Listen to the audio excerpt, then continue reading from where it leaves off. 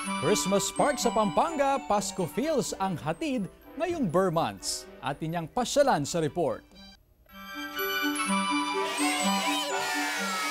Merry Christmas! Merry Christmas!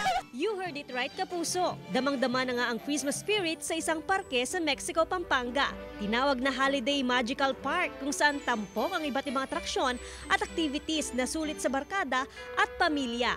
For me po, sobrang helpful po nitong pasyalan na to kasi po stress reliever po sa amin mga students. Lalo na po yung mga lights, yung mga ganun po. Maganda yung design at saka child-friendly po. Pwedeng makisaya sa Candyland, kung saan highlight ang mga naglalakihang candies at chocolates.